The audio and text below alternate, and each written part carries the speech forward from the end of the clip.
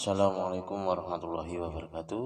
Pada kesempatan kali ini Kang Marto ingin membahas tentang materi penyakit pada sistem pernafasan manusia yang merupakan pembelajaran ilmu pengetahuan alam kelas 5. Penyakit pada organ pernafasan manusia itu banyak macamnya, yang mana mengganggu dalam pernapasan kita karena mungkin kualitas dari udara dan lain sebagainya.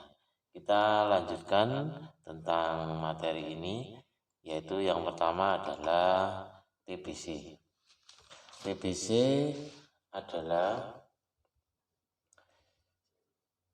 penyakit menular yang disebabkan kuman Mycobacterium tuberculosis, dan TB dikenal oleh banyak orang disebut dengan TBC, penyakit 3 huruf, paru-paru basah, flek baru, dan lain sebagainya. Kuman TB paling sering menyerang paru-paru, tetapi juga dapat menyerang organ tubuh lainnya seperti kelenjar getah bening, tulang, otak, kulit, dan lain-lain. TB bukan penyakit keturunan atau guna-guna. Jadi TB ini bisa menular, sebuah penyakit menular yang kita harus bisa menjaga anak-anak menjaga agar tidak tertular penyakit TBC ini. Kemudian yang berikutnya adalah asma. Merupakan kelainan penjembatan saluran pernapasan yang disebabkan oleh alergi, debu, bulu, dan perubahan cuaca. Kelainan ini dapat diturunkan dan dapat kambuh jika suhu di lingkungan cukup rendah. Misalnya pada waktu suhu dingin itu sering kambuh karena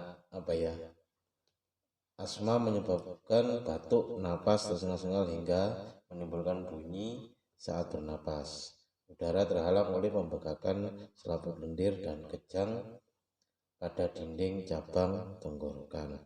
Banyak gejala yang ada pada asma kalian bisa pelajari di buku LK penunjang LKS. Gejala awalnya bagaimana, gejala beratnya, dan pencegahannya tentang asma itu bagaimana, ada di halaman 40.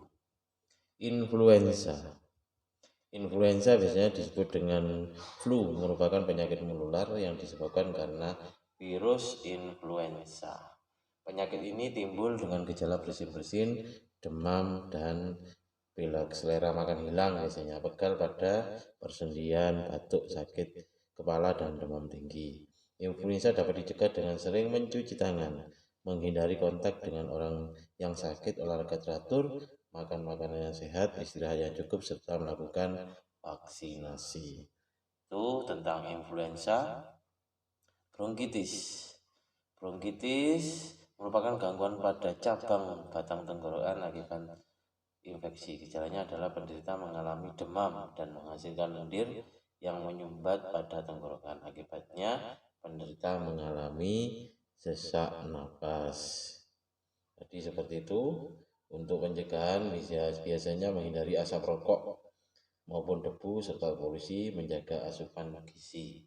Jadi perlu gizi yang seimbang berkaitan dengan penyakit bronkitis.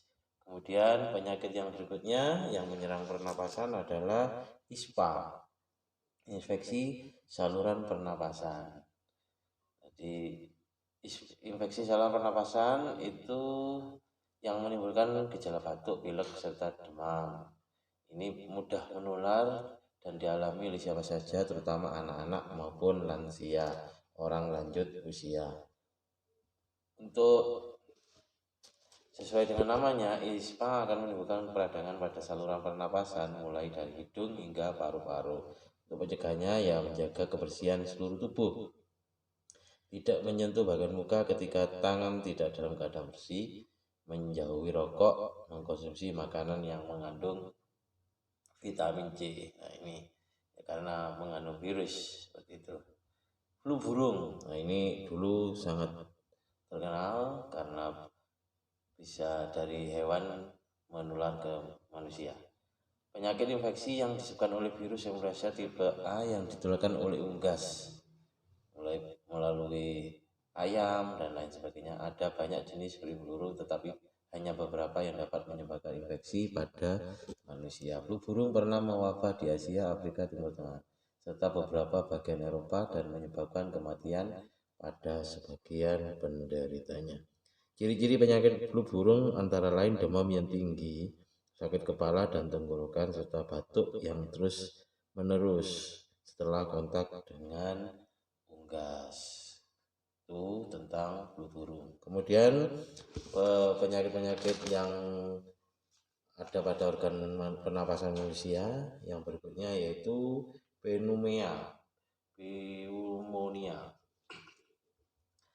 Pneumonia adalah peradangan paru-paru yang disebabkan oleh infeksi. Pneumonia bisa menimbulkan gejala yang ringan hingga berat. Beberapa gejala yang umumnya dialami adalah penderita pneumonia adalah batuk berdahak, demam, dan sesak napas.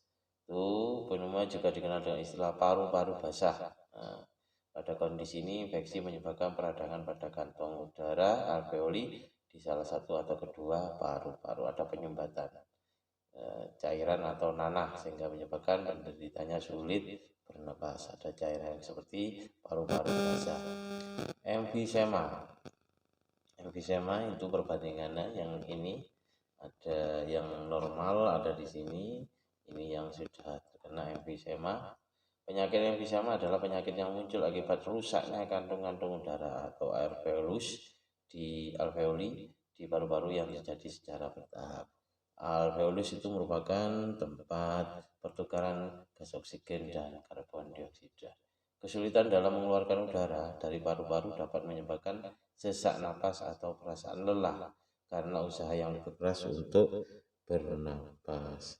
Penderita mengalami batuk kronis dan sesak napas. Asap rokok dan kekurangan enzim alfa-1 antitripsin adalah penyebab hilangnya elastisitas pada paru-paru. Kita lanjutkan. Sinusitis yaitu merupakan peradangan pada dinding sinus. Sinus merupakan rongga kecil yang saling terhubung melalui saluran udara di dalam tulang tengkorak.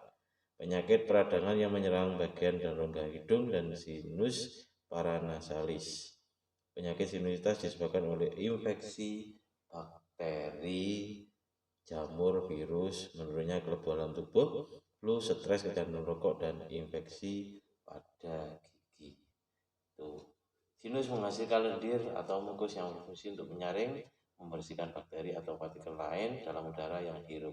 Selain itu, sinus juga berfungsi untuk membantu mengendalikan suhu dan kelembapan udara yang masuk. Sehingga kalau apabila terganggu, maka akan terjadi peradangan seperti tadi. Kita lanjutkan tentang kanker paru-paru. Kanker paru-paru ini ada stadium 1 masih seperti itu perbedaannya. Stadium 2 ini stadium 1 masih pertama ada kanker, kemudian ada pembuluh, dan ini stadium 3 mulai membesar. Nah, ini cairan sehingga ke hati. Kanker paru-paru adalah kondisi ketika sel ganas kanker terbentuk di paru-paru. Kanker ini lebih banyak dialami oleh orang yang memiliki kebiasaan merokok dan merupakan salah satu dari 3 jenis kanker yang paling banyak terjadi di Indonesia. Untuk itu kalian semua yang masih kecil, yang masih duduk di sekolah dasar, jangan mencoba-coba untuk menjadi seorang perokok aktif. Walaupun sering terjadi pada perokok, kanker paru-paru juga bisa terjadi pada orang-orang yang bukan perokok. Meskipun tidak merokok, akan tertular dari asapnya itu ya. Dari asapnya akan nanti mengganggu dan menyebabkan kanker ini, terutama pada orang-orang yang sering terpapar zat kimia di lingkungan kerjanya atau terpapar asap rokok dari orang lain atau perokok pasif seperti itu ya. Jadi itulah yang perlu kita pelajari. Semoga dengan media ini kalian bisa mempelajari tentang macam-macam penyakit yang menyerang organ pernapasan manusia. Terima kasih. Wassalamualaikum warahmatullahi wabarakatuh.